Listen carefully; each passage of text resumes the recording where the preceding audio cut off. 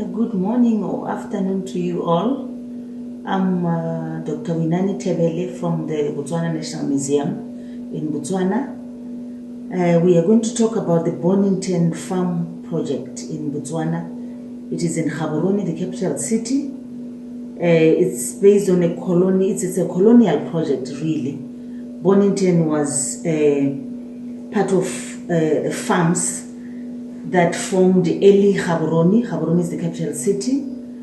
By then, the capital, the country, the protectorate was run from Mafeking, not in Botswana. So Gaborone was just a small station, really, and just villages around.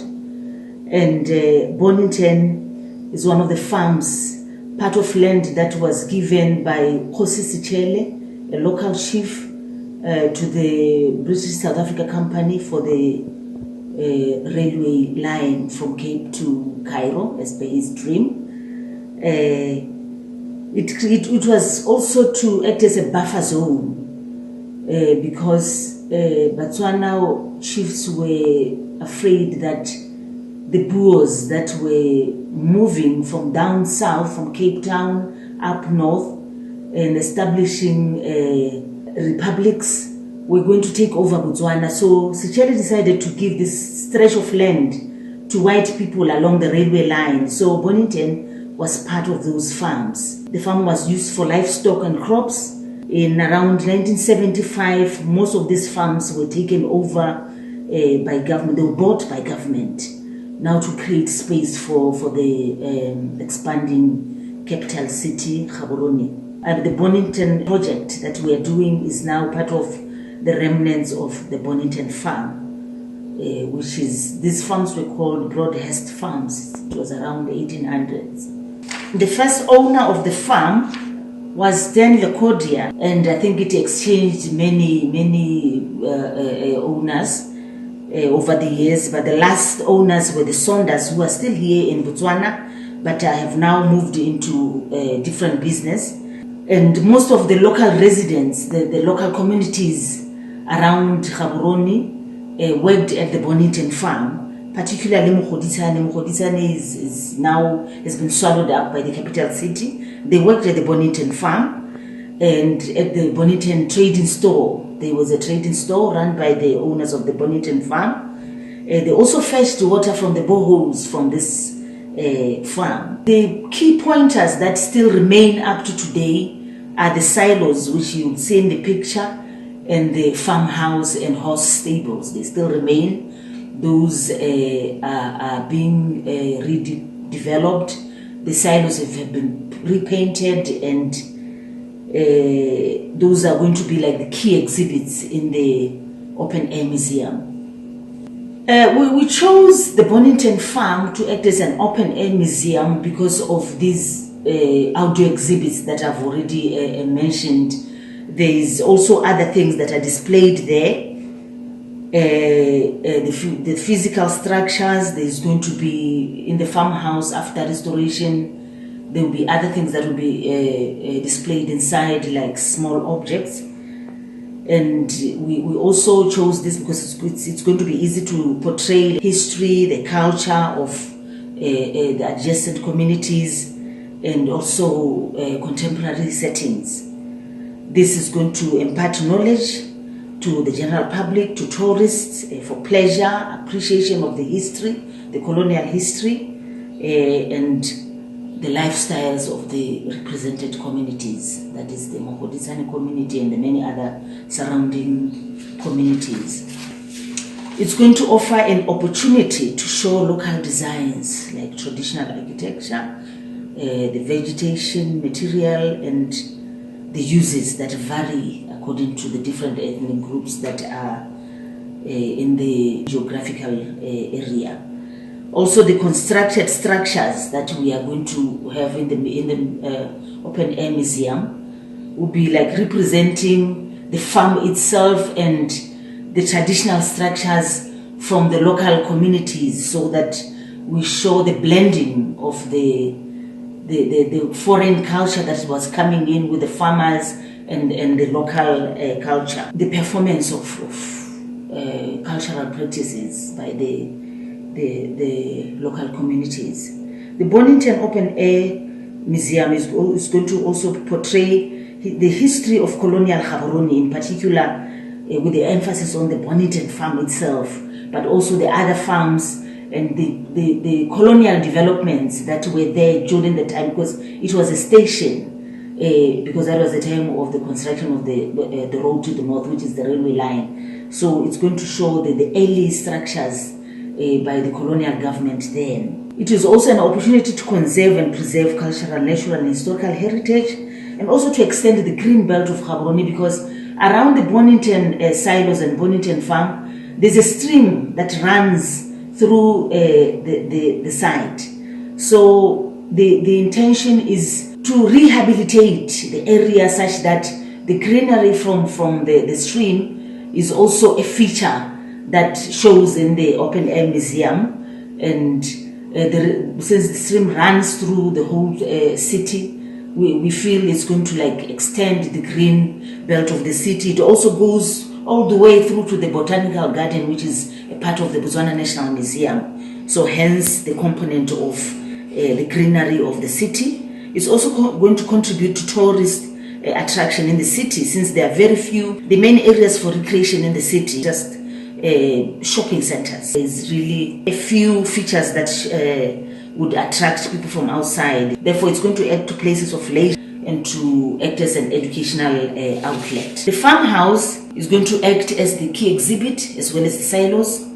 The project is going to be phased out. It will start with the boundary wall, and then the museum is also going to be realized through collaborations with different stakeholders, particularly those whose history is linked to the features that were a part of early Gaborone then and the Bonington silos. We've devised a strategy where we say we are finding the stakeholders are coming in to find the missing link to their history. One of the displays is going to be a railway station within the open air museum, because it was a main feature then the post office and trading stores. So we are going to approach all these stakeholders that are a part of the early hotels and Gaborone, the hotels and Gaborone, to say, this is where you are coming from. This is Gaborone Hotel, which used to be a hotel then, but then it's a modern kind of